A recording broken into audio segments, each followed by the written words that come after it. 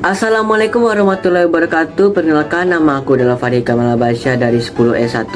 Di sini Fahri bertujuan membuat video ini sebagai perbaikan nilai dari nilai fisika Fahri yang kurang di atas KKM. Nah, di sini kita langsung saja masuk ke soalnya dari PH yang kedua. Soal yang pertama, tuliskanlah dua jenis gas pencemar beserta sumber pencemarnya. Nah, di sini Fahri sudah mendapatkan jawabannya, yaitu karbon dioksida dari pembangkit listrik. Ini sebenarnya ada negatifnya dan juga ada positifnya, teman-teman. Di sini negatifnya itu adalah menghasilkan karbon dioksida, dan positifnya di sini dapat menghasilkan pembangkit listrik juga. Dan di sini apa sih dampaknya dari CO2 ini? Dampaknya itu dapat menyumbang efek rumah kaca yang lebih besar, sehingga pertahanan panas di atmosfer bumi itu melemah. Dan semakin banyak CO2, semakin tingkat pula suhu rata-rata bumi. Emisi CO2 dapat memperparah perubahan suhu iklim. Di sini dapat berdampak sebagai cuaca ekstrim, cuaca memburuk, cuaca tidak menentu, dan semacamnya. Yang kedua adalah metana. Metana dari feses hewan. Di sini sumbernya tentu aja dari hewan sapi ataupun dari hewan kambing dan semacamnya. Di sini apa sih dampak dari gas metana? Nah, gas metana atau CH4 ini lebih kuat dibanding CO2. Kok bisa sih lebih kuat daripada karbon dioksida? Dikarenakan CH4 ini dapat menjebak panas yang lebih kuat, sekitar 25 kali lebih kuat dari CO2. Dan di sini meskipun jumlahnya lebih sedikit daripada CO2, pemanasan global ini sangat signifikan dari gas metana tersebut. Nah, yang soal kedua nih, tuliskan dua peristiwa apa saja yang terjadi pemicu terjadi pemanasan global. Yang pertama adalah pengurangan lahan hutan atau deforestasi. Karena ya, hutan ini secara dasarnya itu memang menghasilkan oksigen, dan penghasil oksigen jika dihilangkan maka akan tersisa sisa karbon dioksida yang tidak akan diserap oleh tumbuhan, dan itu bisa dapat menyebabkan banyak polusi, dan pemanasan global bisa meningkat dikarenakan oleh itu. Jadi ya, jangan tebang pohon ya, teman-teman ya. Yang kedua adalah gas OVC atau ozone depleting fluorinated compound. Gas OVC ini bisa dihasilkan dari AC, yang kalau biasanya itu dari AC. Dan gas OVC ini dapat merusak lapisan ozon, menyebabkan lebih banyak sinar ultraviolet yang masuk ke bumi. Dikarenakan lapisan ozon kita ini bertugas untuk melindungi bumi dari panasnya sinar matahari. Dikarenakan gas OVC ini, maka sinar matahari yang masuk akan lebih kuat.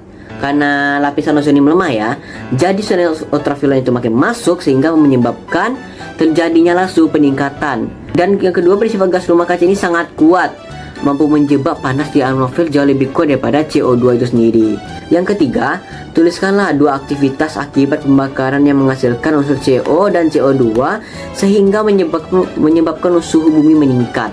Di sini Fahri telah menemukan dua buah jawabannya, yaitu adalah penggunaan dari kendaraan bermotor yang lebih banyak daripada kendaraan umum. Kenapa sih kendaraan pribadi itu sangat mempengaruhi polusi udara? Dikarenakan kendaraan itu sendiri menyebabkan polusi juga, teman-teman. Jadi pada saat kita berkendara pakai kendaraan pribadi, tentu kan semua orang kan banyak tuh kan kendaraan pribadinya, jadi menyebabkan banyaknya polusi. Jadi saran Fahri, kita lebih baik menggunakan kendaraan umum, itu lebih menghemat energi dan juga lebih menghemat terjadinya polusi. Yang kedua adalah pembakaran hutan. Ini udah tentu saja terjadinya pembakaran hutan akan mengakibatkan banyaknya asap dan banyaknya panas bumi yang akan meningkat, dan itu juga katanya akan mempengaruhi lapisan ozon. Yang keempat, jelaskanlah pengertian dari efek rumah kaca. Efek rumah kaca itu sendiri adalah terperangkapnya panas yang ada di bumi yang seharusnya dipantulkan oleh bumi itu sendiri, tetapi dikarenakan adanya kadar gas rumah kaca yang meningkat. Jadi itulah pengertian dari efek rumah kaca itu sendiri. Yang kelima, jelaskan apa sih itu pemanasan global.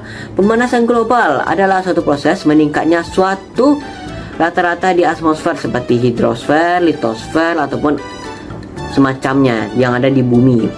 Yang keenam, sebutkanlah atau tuliskanlah 5 dampak yang timbulkan dari pemanasan global.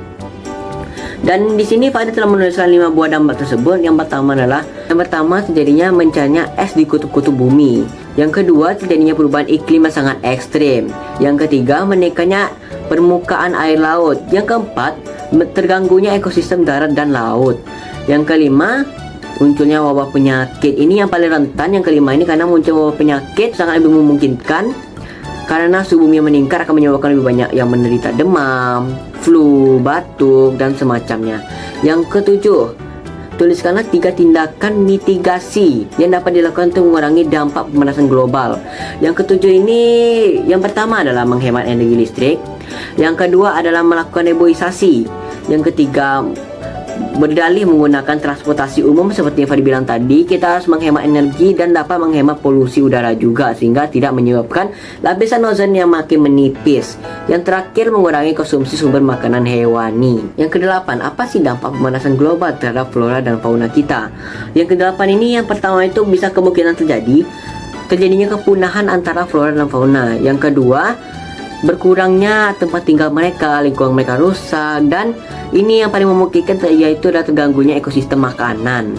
Misalnya nih, kalian membakar hutan, terus kan banyak hewan-hewan yang suka makan rumput-rumputan gitu kan. Jadi pada saat kalian membakar hutan, di situ tentu aja tuh hewan-hewan yang makan rumput itu akan kurang bahan makanannya. Dan karena bahan makanannya kurang, sehingga hewan tersebut akan lebih cepat mati. Dan karena hewan tersebut mati dan populasi mengurang, jadi ini berkurang, ini juga berkurang, ini juga berkurang. Yang biasa makan hewan yang rumput-rumputan itu berkurang juga karena jumlah hewan rumput-rumputan ini dapat mati semua karena kita. Jadi ya, tolong jaga hutan ya teman-teman ya. Yang kesembilan, SDGs merupakan kesepakatan yang diprakarsai oleh negara anggota PBB. Ada 17 dari tujuan dari SDGs ini. Tuliskan atau sebutkan 3 tujuan yang ada di SDGs tersebut. Di sini Fadi menemukannya, itu pertama adalah menghapus kemiskinan. Yang ketiga adalah kesehatan yang baik dan kesejahteraan. Yang terakhir, nah, kerjasama internasional apa sih yang terjadi pada tahun 1997 demi menyukseskan pengurangan GPK? Nah, di sini dari buku yang Fadi baca-baca juga, Fadi mendapatkan kerjasama yang disepakati dari pada tahun 1997 adalah kesepakatan dari protokol Kyoto. Jadi itu saja dari Fari. Assalamualaikum warahmatullahi wabarakatuh.